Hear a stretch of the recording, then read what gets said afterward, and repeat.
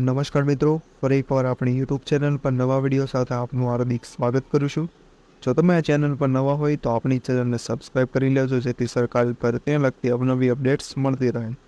અને જો તમે આપણા વોટ્સએપ ગ્રુપમાં જોડાયા ન હોય તો તેની લિંક ડિસ્ક્રિપ્શનમાં આપેલી છે, જેમાં ક્લાસ 3ના વિદ્યાર્થીઓ માટે અને શિક્ષક ભરતી માટે અલગ ગ્રુપ બનાવેલું છે, જે બંનેની લિંક આપણે ડિસ્ક્રિપ્શનમાં આપેલી છે.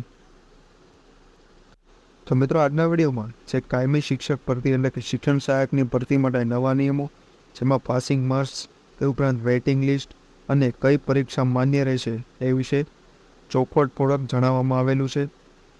આ વિશેની સંપૂર્ણ માહિતી જે છે એ આર્ટિકલમાં આપેલી છે. તો આગળ આપણે આ વિશેની માહિતી મેળવીશું. તો ચાલો મિત્રો, વિડીયો શરૂ કરીએ.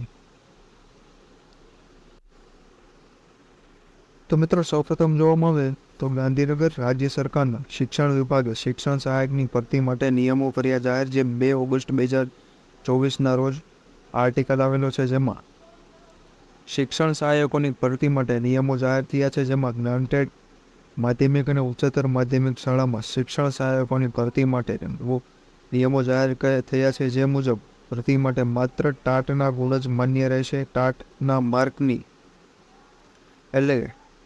ટાટની બીજી પરીક્ષાના પરિણામ જાહેર ના થાય ત્યાં સુધી માન્ય રહેશે. એટલે કે આગામી ટાટની પરીક્ષા જાહેર ન થાય ત્યાં સુધી છેલ્લે જે ટાટની પરીક્ષા લેવાયેલી છે તેના ગુણ માન્ય રહેશે. તે ઉપરાંત ટાટ ભરતી માટે સમિતિ સહિતની બાબતો પર નિયમો જાહેર થયા છે. ભરતી માટે માત્ર ટાટના ગુણ માન્ય રહેશે. ટાટના માર્ક ટાટની બીજી પરીક્ષાના પરિણામ જાહેર ન થાય ત્યાં સુધી માન્ય રહેશે. અને ટાટમાં ઉમેદવારોએ 60% ગુણ મેળવેલા હોવા જોઈએ. તે ઉપરાંત ઉમેદવારોએ સિલેક્શન કમિટી સમક્ષ અરજી કરવાની રહેશે. સિલેક્શન કમિટી દ્વારા અરજીની સમીક્ષા થશે અને તેના આધીન પરિણામ તૈયાર થશે. ત્યારબાદ જે વેઇટિંગ લિસ્ટની વાત કરવામાં આવે તો 20% જેટલું ઉમેદવારોનું વેઇટિંગ લિસ્ટ પણ જાહેર કરવામાં આવશે. તો આ વિશેની PDF આપણા વોટ્સએપ ગ્રુપ પરથી મળી જશે. તો આજના વિડીયોમાં બસ આટલું જ. ફરી મળીશું નવી માહિતી સાથે.